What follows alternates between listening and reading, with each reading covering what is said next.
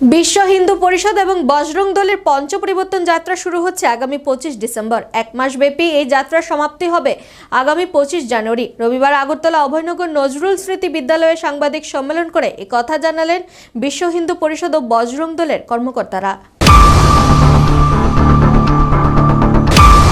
বিশ্ব হিন্দু পরিষদ এবং বজরং দলের পঞ্চ পরিবর্তন যাত্রা আগরতলা রাজবাড়ী থেকে শুরু হচ্ছে আগামী 25 ডিসেম্বর। এক মাস ব্যাপী এই কর্মসূচির সমাপ্তি হবে আগামী 25 জানুয়ারি। বিশ্ব হিন্দু পরিষদ ও বজরং দলের এক কর্মকর্তা জানিয়েছেন বিশ্ব হিন্দু পরিষদ ও বজরং দলের এক কর্মকর্তা জানিয়েছেন বিশ্ব হিন্দু পরিষদ ও বজরং দল সদাসেবা, সুরক্ষা এবং সংস্কারের দায়িত্বে সমাজের মধ্যে অগ্রণী ভূমিকা পালন করে যাচ্ছে।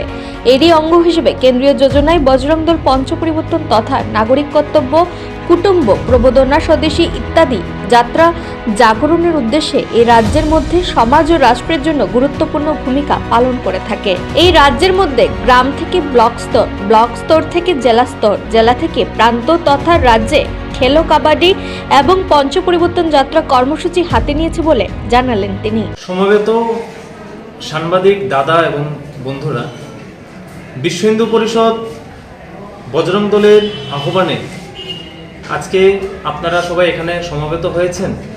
আমাদের পক্ষ থেকে আপনাদেরকে অভিনন্দন এবং নমস্কার।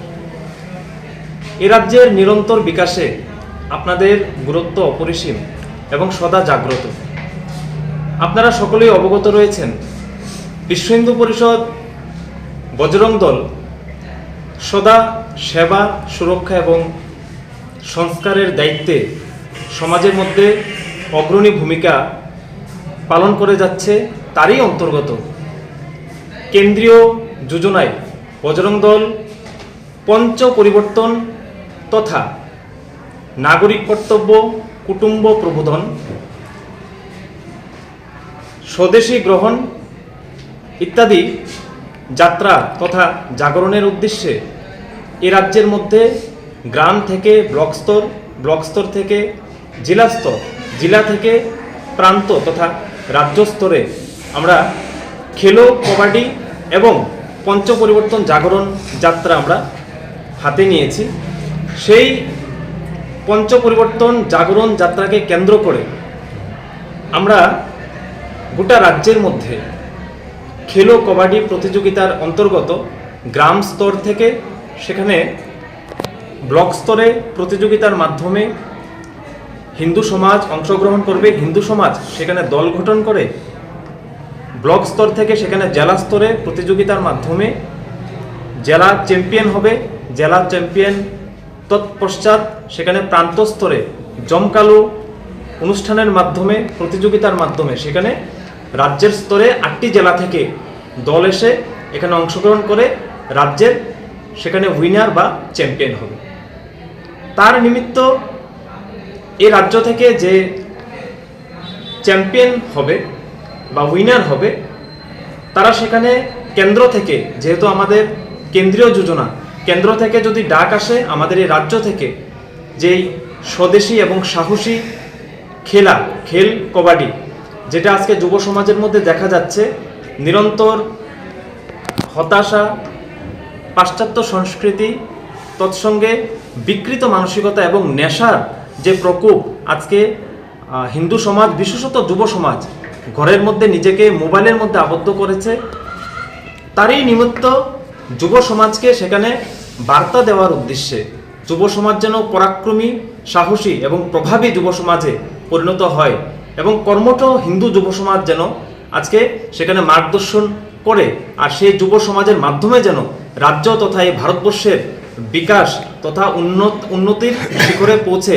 তাই জন্যই আজকে আমাদের সেই প্রয়াসে এই রাজ্যের, গোটা রাজ্যের যে হিন্দু সমাজ সেখানে আমাদের এই বার্তা যুব সমাজের মধ্যে নিয়ে যেতে পারে।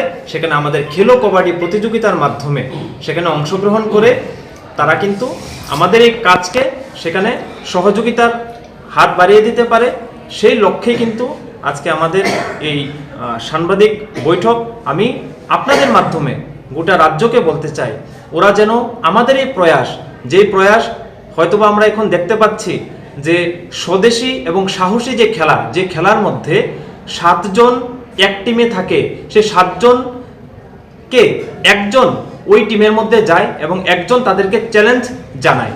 সেখানে পরিলক্ষিত হয় 7 জনের একটা দলবদ্ধ খেলা, একটা ঐক্যবদ্ধতার পরিচয় সেখানে বহন করে।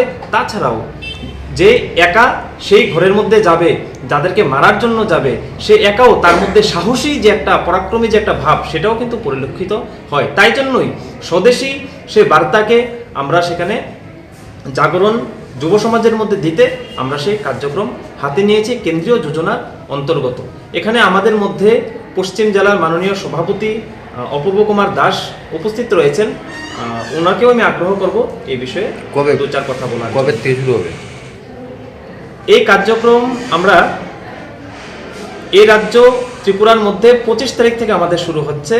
জানুয়ারি মাসের 24 তারিখে, দুঃখিত, জানুয়ারি মাসের 25 তারিখে আমাদের রাজ্যভিত্তিক যে ফাইনাল খেলাটা রয়েছে সেখানে উমাকান্ত স্টেডিয়ামের মধ্যে অনুষ্ঠিত হতে চলছে। আর এই পশ্চিম জেলার মধ্যে পঞ্চ পরিবর্তন জাগরণ যাত্রা, যেটা স্বাস্থ্য সহযোগী দৌড় এবং প্রতিযোগিতা আমরা সেখানে করতে যাচ্ছি।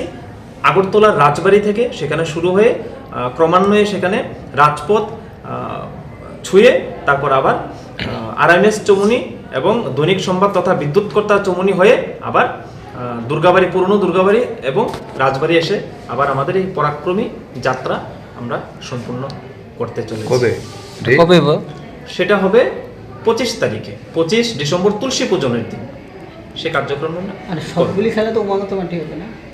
না, সেটা গ্রাম স্তর থেকে সেখানে ব্লক স্তরে আসবে।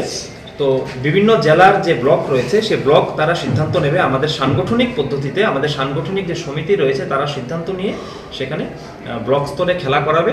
ব্লক স্তর থেকে যেই টিম চ্যাম্পিয়ন হবে সেই টিমকে আমরা জেলাতে সেখানে প্রতিযোগিতার মাধ্যমে সেখান থেকে আমরা চয়ন করব একটা টিম। সেই জেলা থেকে আবার চয়ন প্রক্রিয়ায় সেখানে রাজ্য স্তরে আসবে। কয়টা টিম, কোনো এন্ট্রি থাকবে কিছু?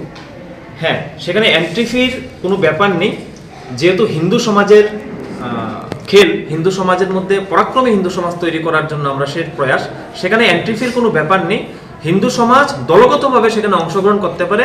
শুধু সহযোগ রাশি করে আমাদের 201 টাকা, কোনো জেলাতে তার চাইতেও কম 151 টাকা, এরকম আমরা যে লাকি আমাদের হিন্দু সংস্কৃতি পরম্পরা অনুসারে যে লাকি শুল্ক রয়েছে সে শুল্কতে আমরা যাচ্ছি সহযোগ রাশি করে। সেখানে এন্ট্রি ফির কোনো ব্যাপার। নিজস্ব প্রতিনিধি রিপোর্ট, এশিয়ান টাইমস।